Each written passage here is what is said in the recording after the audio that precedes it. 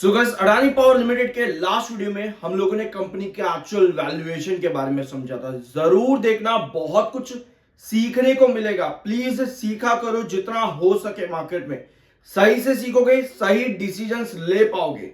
80% accuracy market में आपको रखना जरूरी है, क्योंकि 20% बाकी रिमेनिंग मार्केट के ऊपर छोड़ दो कि मार्केट की कंडीशन कैसी रहती है। बट अगर 80% भी आप समझ सको, अपने डिसीजन 80% भी सही ले सको, उससे बढ़िया चीज कुछ नहीं हो सकती। अब ये 80% कैसे लिया जाता है, इसके लिए एक वीडियो अपलोडेड है मेरे दूसरे यूट्यूब चैनल पर। लिंक डिस्क्रिप्शन बॉक्स में जरूर चेकआउट करना, बहुत कुछ सीखने को वहां भी मिलेगा। I am NISM 7 certified, subscribe जरूर कर देना। दो कंपनीज के बारे में बात करेंगे, अडानी पावर और अडानी ग्रीन। खबर आती है राजस्थान से, सोलर पावर प्रोडक्शन का फोर्स्ड कट किया जाएगा। अडानी ग्रुप, NTPC और JSW, ये तीन कंपनीज, ये तीन बड़ी फर्म्स इस एक खबर की वजह से टेंशन में आ जाती हैं। अब इस खबर के साथ में आपके पास एक अपडेट और थी CERC की।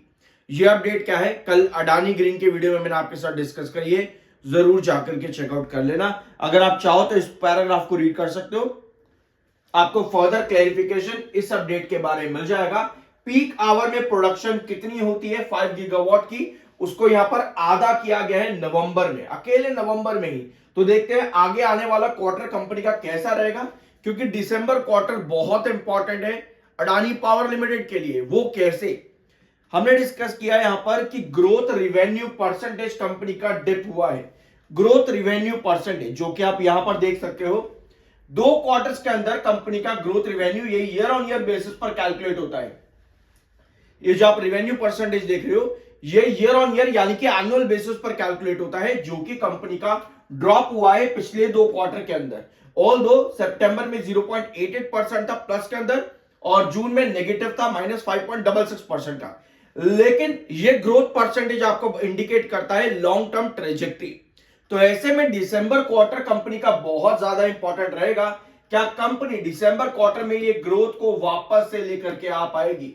अब इस खबर के बाद में थोड़ा सा मुश्किल हो जाता है, जहां नवंबर में आपका सोलर प्रोडक्शन आधा हुआ है, तो कहीं ना कहीं टेंशन रहेगी इस पूरे सेक्टर के ऊपर। जहां पे इरेडा का वीडियो चैनल पर अवेलेबल है, आइनॉक्स विंड कल अपडेट किया है, NTPC ग्रीन भी मैंने आपके साथ परसों के वीडियो में डिस्कस किया है, जरूर जाकर के देख लेना। अपडेट समझना बहुत ज्यादा जरूरी है। मार्केट एक्सपर्ट्स अडानी पावर में बहुत बुलिश थे। 31 अक्टूबर को ICICI सिक्योरिटीज बाय की रेटिंग दी थी, 187 का टारगेट दिया था, लेकिन इन्वेस्टर्स को बहुत बड़ी गिरावट मिल चुकी है। हम किसी भी स्टॉक में कब तक एंट्री नहीं करते, यह जानना और समझना बहुत ज्यादा जरूरी होता है। अभी उस पॉइंट को मैं आपके सामने रख दूंगा। 36.8 का आपका MFI, 37.8 का आपका आरसाइड, टेक्निकल्स न्यूट्रल है। MACD सिग्नल आपके अभी भी बेरिश है, -1.7, और डे MACD -2.4। बेरिश MACD आपको बताता है कि स्टॉक इस समय और करेक्ट हो सकता है। अब हम आते हैं इसके चार्ट पे। हमें मालूम है कि अडानी पावर इनवर्स का पैटर्न क्रिएट कर रहा है, ये वाला, ठीक है। इनवर्स का पैटर्न के लिए आपको पता ही होगा आपकी रेंज क्या है, 145 से लेकर के 138।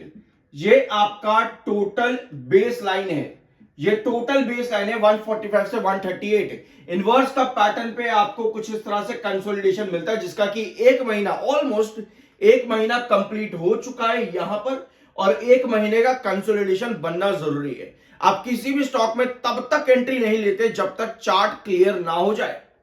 अभी भी हमारा चार्ट यहां पर क्लियर नहीं हुआ है, क्योंकि जब यहां पर आपका कंसोलिडेशन स्टार्ट होगा तभी ये चार्ट आपका क्लियर होगा, तभी आपकी एंट्री बनती है। उसके अलावा आपकी एंट्री बिल्कुल भी नहीं बनती।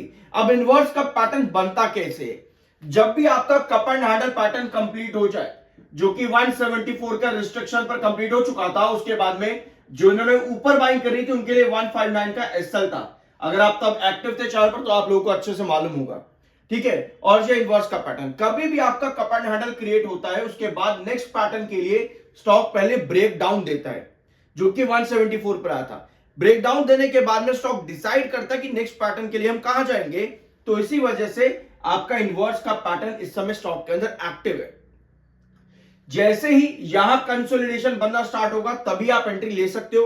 अदरवाइज बिल्कुल भी नहीं कर सकते, क्योंकि दूसरी कंडीशन पर 124 ये आपका बेस है, जो कि किसी भी नेगेटिव न्यूज में पॉसिबल है। अब आप एंट्री लेते कैसे हो, एक बार उसको ब्लैंक स्क्रीन पर समझते हैं, फिर आएंगे आपके अडानी ग्रीन के वीडियो पे।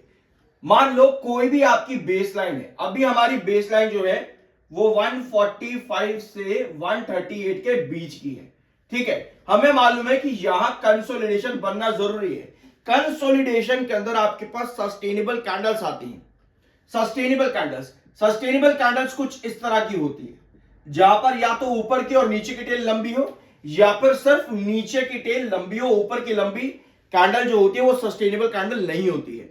इस तरह की कैंडल सस्टेनेबल होती है, जो कि एक बेस लाइन के अंदर अंदर सस्टेन कर पाती है। ब्रेकआउट के लिए आपके पास कुछ इस तरह की कैंडल बनती है, जो कि आपके बेस लाइन के ऊपर क्लोज होकर के सस्टेन करती है। जब आप दो बेस लाइन के अंदर हो तो तब आपके पास इस तरह से कैंडल का फॉर्मेशन आना जरूरी है। कोई भी बेस लाइन ब्रेकडाउन कैसे होती है, कब होती है, जब आपके पास कुछ इस तरह का कैंडल का फॉर्मेशन बनता है, जहां ऊपर की टेल लंबी हो, जो कि सेल को इंडिकेट करे।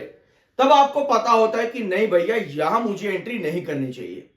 अभी अडानी ग्रीन में इस पूरे कैंडल को यहां पर समझना, डायगोनल पैटर्न को भी अच्छी तरीके से समझना, ताकि आपको पता रहे कि कोई भी डायगोनल कब ब्रेकडाउन होनी चाहिए और कब ब्रेकडाउन होती है, जहां आपको एंट्री नहीं करनी चाहिए। ध्यान से देखना। IAM 7 सर्टिफाइड, सब्सक्राइब जरूर कर देना। बढ़ते हैं आप अडानी ग्रीन पर। पहले इंपॉर्टेंट पॉइंट्स डिस्कस कर लेते हैं। कंपनी का पीबी और पीई रेशियो सबसे पहले यहां पर देखेंगे कि प्रेजेंट लेवल पर क्या कंपनी एप्रोप्रिएट है भी या पर नहीं। सबसे पहले हम यहां पर देखते हैं कंपनी का पीबी रेशियो, यानी price to book value ratio, ठीक है। अभी हमको नजर आ रहा है कि कंपनी का प्राइस टू बुक रेशियो जो है वो काफी ज्यादा हाई है। 20 और 19 के आसपास कंपनी का पीबी रेशियो इस समय चल रहा है, और पहले भी इसी रेशियो के पास से हमें बड़ी गिरावट देखने को मिली है। और आपको यहां पर नजर आएगा कि एप्रोप्रिएट पीबी रेशियो जो कंपनी का देखने को मिलता है वो लगभग 14 पॉइंट पर देखने को मिलता है, यानी एप्रोप्रिएट पीबी रेशियो कंपनी का 14 पॉइंट पर है। और अगर आप देखोगे यहां पर जो स्टॉक ने रैली दी थी वो 15 पॉइंट से दी थी, यानी कि हम यहां पर मार्क कर सकते हैं 14 से 15, 40 टू 15 एक एप्रोप्रिएट पीबी रेशियो है अडानी ग्रीन एनर्जी के लिए, ब्रेकआउट्स के लिए। अब पीबी रेशियो आप लॉन्ग टर्म में ज्यादातर यूज करते हो। लॉन्ग टर्म इन्वेस्टर, जब आपको रिटर्न अच्छा चाहिए तब आप पीबी रेशियो को इन्वेस्टिगेट करते हो बेसिकली, ठीक है। अब पीबी रेशियो के साथ इन्वेस्टिगेट किया जाता है पीई रेशियो भी। तो अब कंपनी का पीबी के बाद में पीई रेशियो कैसा है उसको यहां पर देख लेते हैं, ठीक है। तो अभी हमने पीबी रेशियो देखा जो कि हायर साइड पर है, यानी कि इसका पीई भी हाई है। अब सेक्टर के पीई के अकॉर्डिंग देखें तो कंपनी का पीई इस समय बहुत ज्यादा हाई है और ईपीएस लो है। Although year on year basis पर ईपीएस जो है कंपनी का वो हाई है ईयर ऑन ईयर बेसिस पर, लेकिन ओवरऑल अगर हम देखें तो कंपनी का ईपीएस इस समय काफी कम है। लेकिन क्या कंपनी अपने टेक्निकल बिजनेस के अकॉर्डिंग ईपीएस को एडजस्ट कर सकती है? क्या 12 का ईपीएस कंपनी के टेक्निकल बिजनेस के अकॉर्डिंग स्ट्रांग है? तो उसके लिए हमें कंपनी का ग्रोथ परसेंटेज देखना होगा। तो अब आते हैं कंपनी के ग्रोथ परसेंटेज पे, और यहां आपको नजर आएगा आपका सितंबर 2025, जहां आपको कंपनी का ग्रोथ परसेंटेज बहुत ज्यादा डिप करता देखने को मिला। 0.10% के ग्रोथ परसेंटेज पे कंपनी थी सितंबर 2025, जो कि कैलकुलेट होता है एनुअल बेसिस पर। और पिछले साल कंपनी का यानी ग्रोथ परसेंट रेशियो जो था, ग्रोथ परसेंट जो कंपनी का था वो 35.36% पे था, और इस साल 0.10% पे आया है, यानी कि ग्रोथ परसेंट में बड़ा डिप है। यानी कि जो 12 का ईपीएस आपको दिखा वो टेक्निकल बिजनेस पर भी अभी स्ट्रांग नहीं है, यानी ईपीएस कम है, ग्रोथ रिवेन्यू परसेंटेज कम है, और पीई और PB price to book ratio ये दोनों आपके हाई हैं, जबकि आपको इसका उल्टा होना चाहिए था। ग्रोथ परसेंटेज और ईपीएस हाई होना चाहिए था और आपका पीई और पीबी लो होना चाहिए। यानी अभी जहां पर कंपनी स्टैंड करती है आज की डेट में, ये एक हायर वैल्यूएशन कंपनी के समय बताता है, यानी अपने आप में कंपनी को महंगा बताता है। अब ये सब पॉइंट जो आपने यहां पर सुने, शॉर्ट टर्म में ये ज्यादा मैटर नहीं करते, लेकिन जब हम लॉन्ग टर्म की पोजीशन बनाते हैं कि भैया हमें कुछ बड़ा मिल जाए, कुछ बड़ा टारगेट मिल जाए, तब आप इन पॉइंट्स को इवैल्यूएट करते हो। अब इवैल्यूएशन कैसे किया जाता है उसको यहां पर समझते हैं। अब आओ आप अगले पॉइंट पर। टेक्निकल पॉइंट ऑफ व्यू पे 42 का आपका एमएफआई, 41.8 का आपका आरएसआई टेक्निकल न्यूट्रल है। एमएससीडी सिग्नल आपका बेयरिश है। 10 डेली एमएससीडी आपका 10 पर है और एमएससीडी सिग्नल आपका -5.4 पर है। माइनस एमएससीडी सिग्नल आपको बेयरिश ट्रेंड इंडिकेट करता है। तो इस समय टेक्निकल पॉइंट ऑफ व्यू पे एमएससीडी आपका बेयरिश है। ऑल्दो मार्केट एक्सपर्ट्स काफी ज्यादा बुलिश थे स्टॉक को लेकर के। 31 अक्टूबर 10 नवंबर को भी इन्होंने यहां पर अपडेट दिया था वापस से। 1388 का टारगेट था मार्केट एक्सपर्ट्स का, लेकिन आप लोगों को याद होगा लगभग 1260 के 1260 के रेस्ट्रिक्शन पर डबल टॉप क्रिएट करके ये गिरावट तब से कैरी फॉरवर्ड हो रही है। ऑल्दो पिछले लगभग सवा साल से अडानी ग्रीन डायगोनल पैटर्न पर बार बार बेस ले रहा था, लेकिन रिसेंटली वो बेस लाइन तोड़ दिया अडानी ग्रीन ने। अब भैया क्या बात कर रहे हो, कौन सी बेस लाइन, क्या बोल दिया इतना कुछ? पहली बार चैनल पर आए हो लग रहा है, सब्सक्राइब करके जाना, अच्छा लगेगा।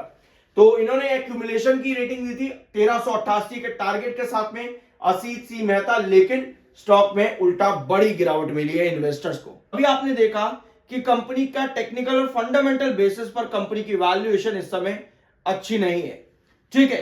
अब समझो यहां पर कि डायगोनल पैटर्न क्या होता है बेस लाइन के साथ में।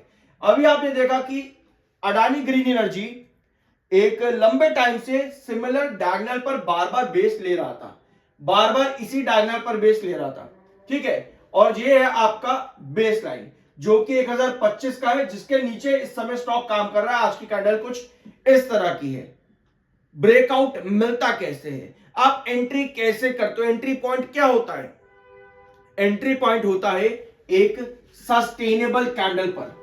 आपके पास किसी भी बेस लाइन के नीचे जब गिरावट आ जाए और उसके अगले सेशन के अंदर आपके पास एक सस्टेनेबल कैंडल बन रही है, तो ही आप एंट्री करते हो।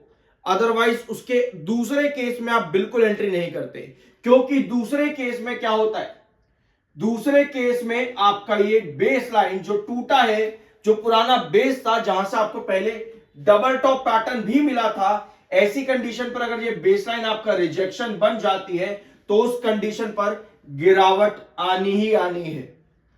तो उस कंडीशन पर आपको मालूम होता है कि नहीं भैया यहां पर मुझे एंट्री नहीं करनी। पहले डायगोनल ब्रेकडाउन हुआ, उसके बाद बेस लाइन पर भी रिजेक्शन अगर मिल जाए, इसका मतलब यह है कि मुझे यहां पर एंट्री नहीं करनी चाहिए, मुझे वेट कर लेना चाहिए। अगर आप इस तरीके से समझदारी से मार्केट में काम करते हो, सभी ट्रेंड्स को अच्छी तरीके से इवैल्यूएट करके, टेक्निकल फंडामेंटल सब चीजों को समझ करके, आपके डिसीजन 90% ऑफ द टाइम्स सही जाते देखने को मिलेंगे। खुद से सीखो, इन चीजों को इंप्लीमेंट करो, आपको बहुत मदद मिलेगी। आपके ही फायदे की बात है, किसी और का फायदा है, नुकसान नहीं है, आप ही का फायदा है। सही तरीके से सीखो, मार्केट में काम कैसे किया जाता है, सही डिसीजन लेना सीखो। मिलता है अगले वीडियो में। I am NISM 7 certified, subscribe जरूर कर देना।